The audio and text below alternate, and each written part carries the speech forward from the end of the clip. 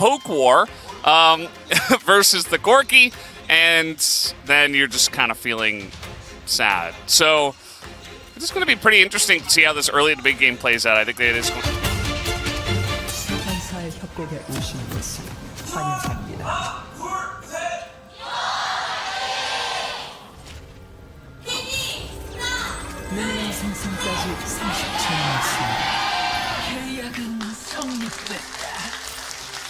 All right, here we go. Game number 1, the Telecom War Saturday Showdown.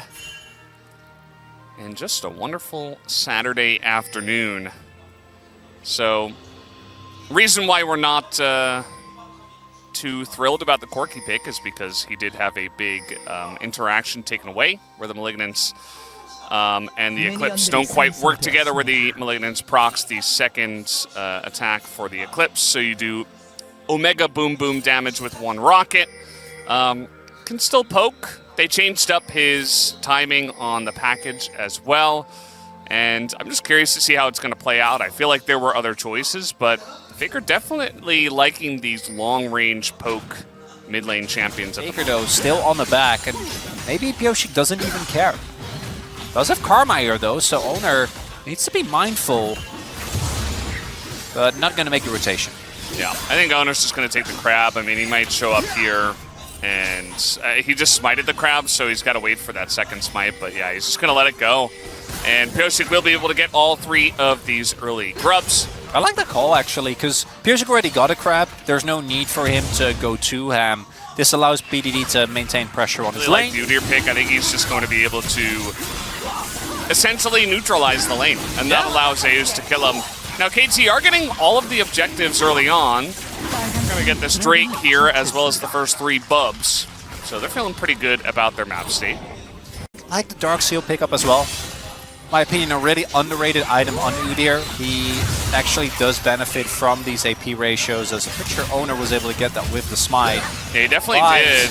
And now Faker's coming over here, but there is BDD right in their face, so not going to overcommit to this because Owner is, rather, Pioshik is so low. Owner, though, is going to overcommit to it and flash on top of a guy who just runs away from him. And does flash as well, so, so far. And the latest First Blood ever, 38 minutes and 59 seconds. Still can't believe that, 38 minutes. Yep. That was a fun year. That was, let me just take another look here. We're doing a history lesson. Yeah, nothing is happening. 2018 spring, so it was right after 2017, which was famously pretty boring, just straight up as a meta.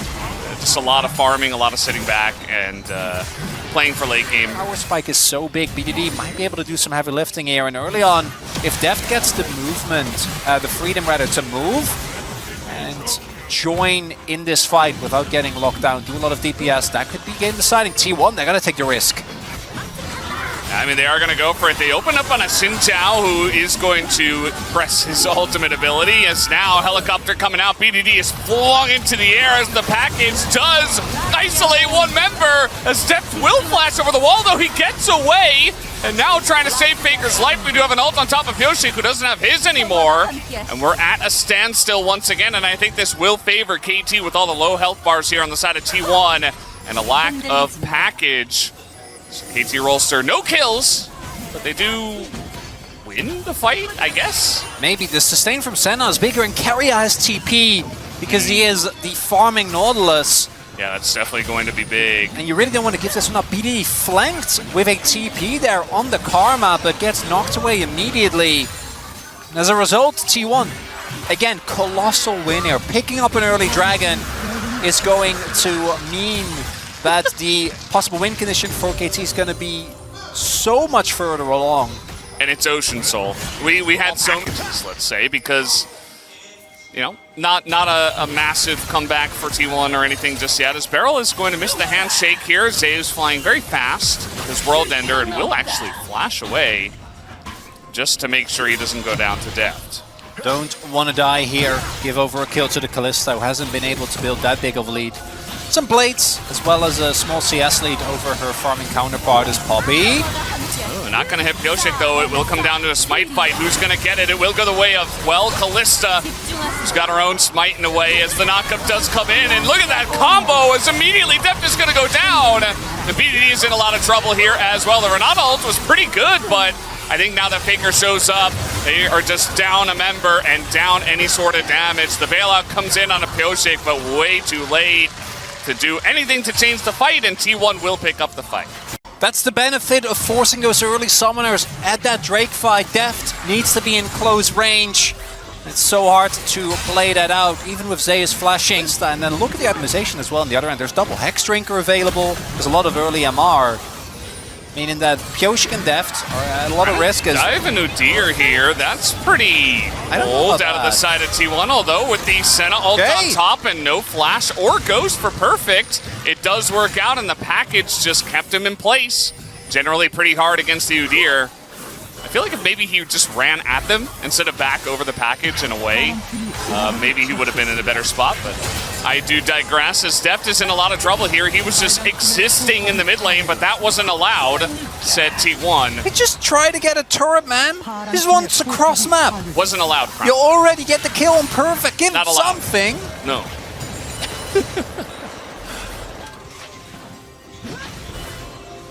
It's not looking good, Valdez. Guma's running through the enemy jungle at 18 minutes into the game. Like, nobody's there, nobody can touch him, and that's what I was saying. Come on, yeah, there we go. T1 out of position, no vision.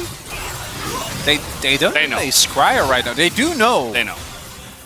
I don't think they have enough time, Valdez. Yeah. They might still send it. I mean, they have a lot of Kalista sticks in this Baron, but no, they're just going to back off here. They get the TP out of Zeus, and T1 say, thank you for the leash. We're just going to continue this objective. As Owner holds on to the helicopter. He's not going to use it just yet. Perfect trying to get that flank as Faker goes over the top, and it's just going to flash away from everybody, as meanwhile, Pyosik's just isolated on the backside of this fight. They do get Faker, but the damage is already done here as Keria gets a massive 3-man knockup with his ultimate, and that just might be the nail in the coffin. KT are being wiped up here with a triple kill from Zeus, as Perfect might be the only one to get away, but a big team fight win going the way at T1. And that Baron call was all KT have left. They knew it was a Hail Mary, and T1, they have a fair share of experience with setting up. Nautilus at this point is just hilarious. Yep. Not for Deft and for KT, obviously, but just objectively, it's like, you don't touch this guy. No, you don't. So tanky. Even when for Hollow Radiance next, I mean, it's just the Frozen Heart and some health. That's just what happens, and you're never going to get in range without being ulted by Nautilus. So not only are you not dealing damage, you're CC'd half the time. It's just sad feels playing the Kalista into not only this champion, but into this comp. I mean, not to mention the Poppy that you talked about before. And now T1 with their Baron, just barreling down the bottom lane. Guma's done the most damage in the game, surprisingly. Thought it would be Faker at this point with the packages, but he is up there as well. Guma just doing his job, surviving in the back of the fight, and just poking people down and keeping people alive. Senna. A complete collapse of T1. This one is pretty, it's pretty over, Valdez. We'll see if they can kill Zeus. There are no TPs. I think they can. 5v1. Can they? I think Zeus is in a lot of trouble here, right? That's an insane amount of damage going into Deft as he got that Q3 down, but it's 1,000 gold into the hands of Deft. They did it. They did kill Zeus 1v5. It didn't work out. That's a big win.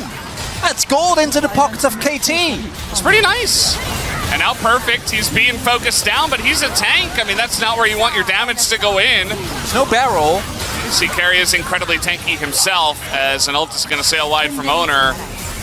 And yeah, Barrel not being here. It looks like he took some extra time to farm in the bottom lane. I don't know what he was doing down there. Just trying to make sure that the turret went down. But either way, this inhibitor will stay up, as T1 will not risk the 4v5. It's just so hard when you get to this point in the game because Faker is going to poke you. Guma has his summoners available. TP coming in. Keria's like, yeah, I don't really care about the karma in this case. Ult is going to be utilized on the Perfect, and Zeus is just too huge, and he will take him out. Gets that slow below the 50% mark, and yeah, this inhibitor will go down. Doesn't look like Faker's got a package at this point in time, so they're not going to overstay their welcome. And we do have Baron here in a minute 30, so it looks like they will just play for that. Might just pick up a cheeky Ocean Soul on the way, because why not? And all I'm wondering, Velvis, is when is T1 going to decide to walk down mid and end this game? Because they can, but they're not taking any risks. Cheeky Soul, cheeky Baron. And as we all know, all this is setting up for is for this series to be even better in game number 2. Because game number 1 didn't really give us one just yet as the teleport comes in. They're contesting. Yeah, and this is over Ocean Soul, so let's see how this does work out for them. As Perfect's doing a good job of trying to get in there, but now he's getting out of there. Oh, God. As the massive package comes in, and Deft is just dead immediately. The poor guy has no chance in this game, as Pioshik is going to go down as well. That's 3 of them out of this one. We got TPs all over the map. As Zeus will be looking for the kills, while Faker is looking for the kill on the Nexus. TP coming down here from Perfect into the base. And he will try to defend as Owner's just running through the turrets. And yeah, this one is a done deal. Has been for a while, guys, as Faker nearly goes down. But he's just fine in the end. T1 are playing with their food just a bit here. Guma trying to get those max stacks. He's going to end the game at 133 in this one on the Senna, which was given over to him. As I say that, he's getting more and more. 136 as the Nexus will go down, and T1 will take game number 1. Early plan from KT was very obvious. Draft it might feel like it's a bit too much. So they're going to go with Alistar instead, still allowing a way for Keria to provide peel, but might have a little bit of a better time in the mid to late, also providing another form of engage as opposed to it just being Owner, which with the Kench, obviously, you don't really get. Yeah. So definitely a couple of ways for T1 to play aggressively, but also defensively and wait and scale up and get their Orianna and Smolder to a spot where they'll be very powerful, but then reliable engage, as you did mention. Whereas on the side of KT, Rolster, definitely number 2. 소환사의 협곡에 오신 것을 환영합니다.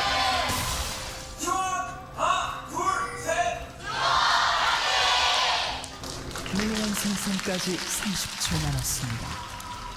There was a sign that was like, I remember Pioshik, Deft, Barrel, November 6th, 2022, San Francisco.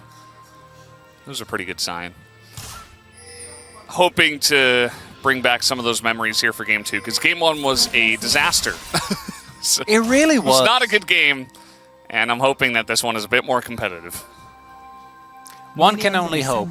We have seen that Lethality Varus actually beat Smolder when piloted by Viper. So just do that. Yeah. Just be as just do that. Just do that. How much was it? 70k? Yeah. 70,000 damage from Viper. And look at this. Faker against BDD and against the non-Doran's Ring and Q start as BDD is in a lot of trouble. Oh, he's just dead. Okay, that was quick. Owner comes up, clears the top side of his jungle, has red buff, flashes on top of BDD, who can't even react. And he just gets back to clearing his jungle. That's optimal pathing. Oh boy, Deft in a bit of trouble here as Keria sets it up, and already we have KT in trouble. Deft will survive, which is very good for his sake. Still has the sums available, whereas the same can't be said for Guma and Keria. Pioshik trying to fight Owner here. I don't know about that one. Owner doesn't have Smite, but certainly Owner is in a much better spot health-wise versus Pioshik. Although Barrel is trying his best to try to zone him away as Pioshik has to flash, but now the hook comes in and Guma's over the wall. Deft is in some trouble as one auto will get it done. Pioshik is super low as well. Oh God. I wanted this game to be more competitive. Not like this. 3 kills into the hands of T1 in the bottom lane and 3 minutes into the game. Zoomed in on the turret. Yeah, because Keria has a death. Yeah. It's like, huh. Where did that death come from? Wasn't from the fight. That is peak storytelling from our observer team there from the LCK. Thank you, Jonah Strong. Him and the boys, they do a great job. We get to talk about that now, because this game, Valdez, it's not looking so good. This is not my telecom war. Yeah. Saturday show. And he gets away with it. With flying colors. Now, Keria might not get away from this one, as he will have to sacrifice himself to try to keep Guma alive, which he will do. Nice little gank set up here by the side of KT. This is how the comeback starts, Valdez. That's what this game is in service of now, as we do give POShick an early kill. Wukong obviously going to skill really, really nicely with those. Good punish of the lack of flash. T1 will be able to pick up a Mountain Drake, but 2 more of those! Guma does not have the ability to flap. Or KT, and 1 more pick might be enough to start equalizing this goal score. Oh boy. Well, we got Deft in a lot of trouble. He's going to run forwards because he can't run any other way. Well, there was Faker's going to pick up that kill. It was just not the one we wanted or needed. Faker, really good roam there. And he will be able to pick up 6 in this game, as well as picking up the first dragon. So they don't even need an early game comp. They just need early game wins in terms of the early trades that have gone their way. Owner going to pick this up without any issue. She mentioned Valdez. Zay's standing guard. It's also the mid lane prio still available. Do you think POShick was spotted? So Faker should be fine, or has his flash available as well with the into Zeus. And he doesn't seem to care because the rest of the map is winning for the side of T1, and they will take down a second Drake as well. What's it gonna be here? Ocean Soul. No. Oh, Chemtech. Hey! Sorry, yeah. Yeah. Bottom lane could be in a little bit of trouble as Keria is going for a little walk. Arrow, that's bait. You gotta know. Oh, okay. That's not bad. It's an okay trade. Team with Smolder is trying to hold on and not lose the Chemtech Soul, or the Soul at all. I need some leeway. Uh-oh, we got Perfect in a lot of trouble here. He's being CC'd to death, and he will get his hop off and immediately get ulted in the face. Doesn't even bother flashing, as it was a very nice and clean setup there from Owner and Zeus to take down the top lane. Deft, pretty scared. We haven't seen Mom be used just yet by Guma. He's just holding on to that one. Generally used to clear the waves, as you're usually being pushed under turret, but instead just holding on to it for if a team fight does break out. But you can see that KT not exactly confident about taking a fight on the bottom side of the map, so it's just free farm for the Smolder, as it will be this Rift Herald given over to the side of KT Rolster. POShick just gonna clone away from that one. Yeah. It's all right. We do have POShick looking for a little charge on into the mid turret. We're not going to see any Cuz maneuvers, as he is the best driver declared by us yesterday.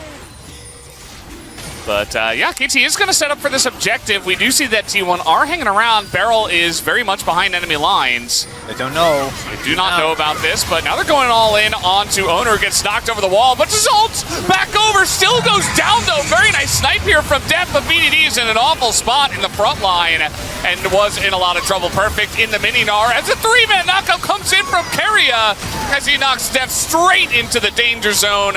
At the same time, Keria really shoring up the end point of that fight.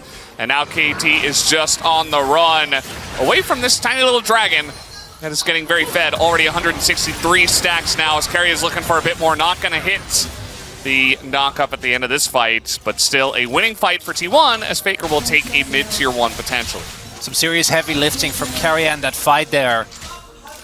And crucially, even though they end up getting Owner, a lot has to be invested. And Perfect never ends up getting Mega. If they have Mega remaining damage sources because BDD already went down and because Perfect came into that fight as mini-gnar and was blown up relatively early. So that 1-2 of Zeus and Keria and the way that they used their CC gonna mean a big win for T1. Yeah. They get Soul Point here. Things are looking dire, fellas. Well, BDD was the one who went over first and shuffled him over the wall. Yeah. Showdown. Yeah. 포탑이 파괴되었습니다. He's at 197, by the way, so... Yeah, didn't quite hit the 225 of 20. That's very difficult. But 파란 팀의 포탑이 파괴되었습니다. it's still extremely accelerated, we could say. Also, the fact that Zeus now is fed, you got Owner who's pretty fed, you have Faker who is doing a great job in mid. So there's just so many threats on the side of T1 that even if you do take out the Smolder... TP for red? Yeah, looks like a TP maybe for a game-winning fight, as that is an interesting mom call. Mom got a little bit distracted. But that's fine. Everybody on the side of KT just going to flash out of there. At least Barrel will. Maybe a miscommunication. You know, Guma tried to tell his mom where everyone was, and then they left. And then mom was like, even still? I'm like, yeah, need to all or nothing here. TP coming in, they know. You want to try and contest this time? Mega Narbar actually not looking too bad. Yeah, it's pretty well timed, but look at the damage that's coming out already on Apyoshi. He just gets caught out in the front line as Bob will be called down on top of Death, but we do have Owner in a lot of trouble. They do isolate him and essentially see him to death. He was not able to flash out of that one. And now T1 have to reconsider their options here in a 4v5. They have done a lot of damage to KT, but that big pick onto the jungle could be nice for KT to at least delay things for now. T1 is one of the only teams that consistently does this, where they are a member down and they're still contesting this aggressively. We do have the TP coming in from BDD. And they're so healthy. And they are still, again, a member down. Faker doesn't complete his back, does almost have teleport, but not quite have it available. And looks like T1 decide the better of it. Although, I'm not sure. No, TP getting, or back rather getting cancelled. Owner's on his way back. Now let's see how this one goes. Cone?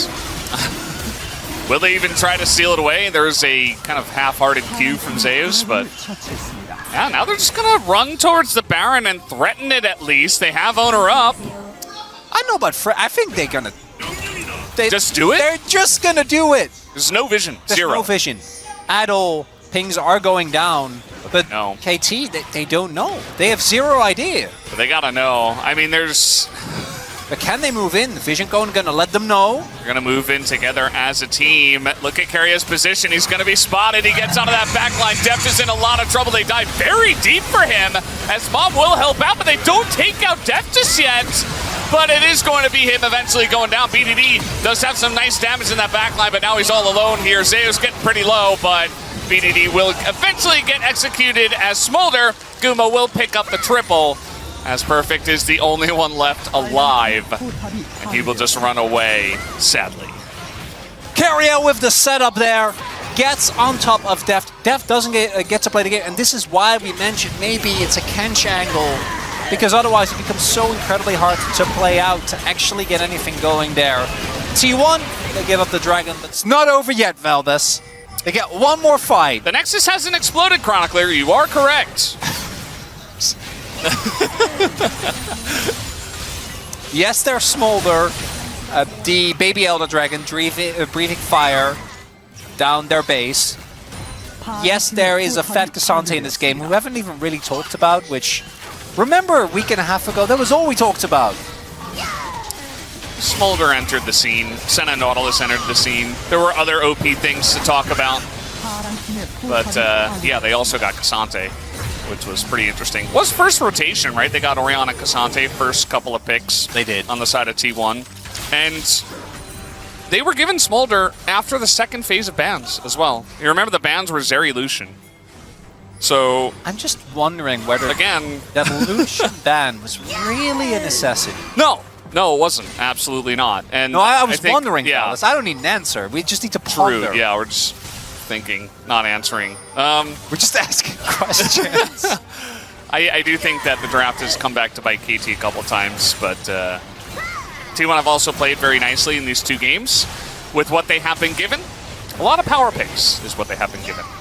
Vi was almost permabanned in the first couple of days this week.